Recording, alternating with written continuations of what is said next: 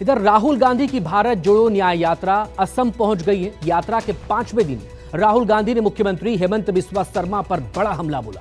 राहुल गांधी ने कहा कि असम में भारत की सबसे भ्रष्ट सरकार है। कांग्रेस ने असम सरकार पर यात्रा में रुकावट डालने के आरोप भी लगाए, लेकिन बीजेपी ने कांग्रेस के इन आरोपों को बेबुनियाद बताया है।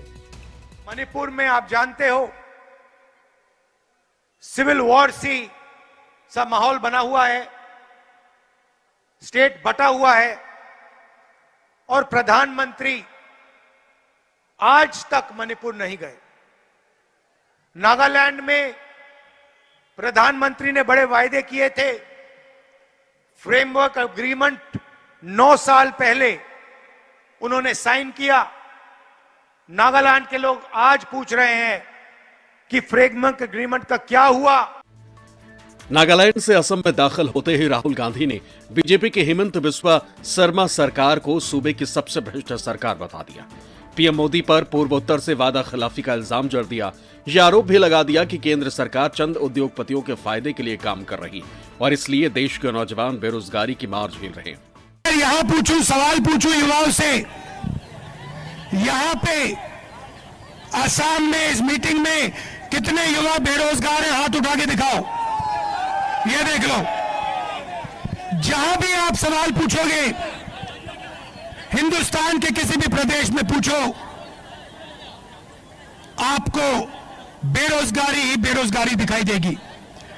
2-3 उद्योगपतियों के लिए सरकार चलाई जाती है, चाहे एयरपोर्ट्स हो, पोर्ट्स हो, कृषि हो, इंफ्रास्ट्रक्चर हो।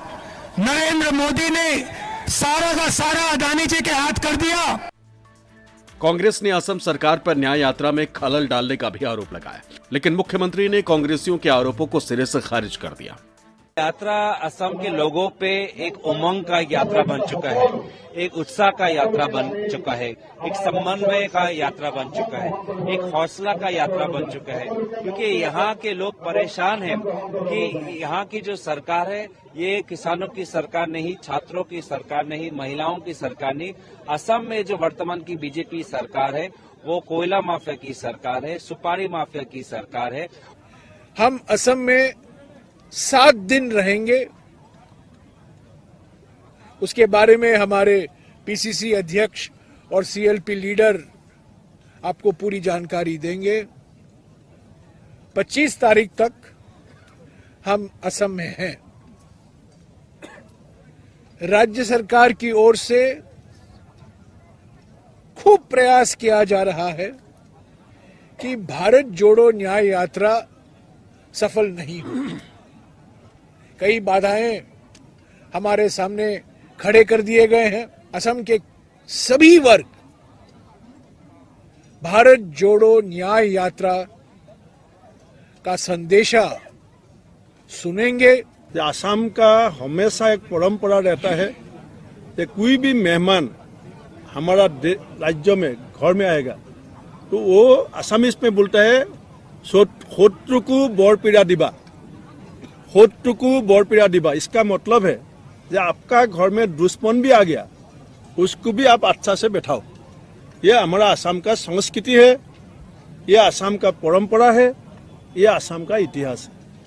आज ये जो इतिहास ये असम का जनता, जोरहाट का जनता, शिवसागर का जनता ने दिखाया। हमने बोल दिया हो कि सिटी का अंदर से नहीं जाना है, मेडिकल कॉलेज है, नर्सिंग होम है, आप ऑल्टरनेटिव रास्ता जो भी आप मांगेगा हम आपको अनुमति दे दूंगा।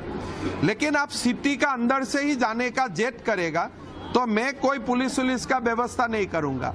मैं वायलेशन का केस रजिस्टर कर लूंगा और बाद में 2-3 महीना चुनाव का बाद मैं अरेस्ट कर लूंगा। अभी मैं कुछ नहीं करूंगा। आपने शंकर देव जी की बात की। ये यात्रा शंकर देव जी की विचारधारा की यात्रा है।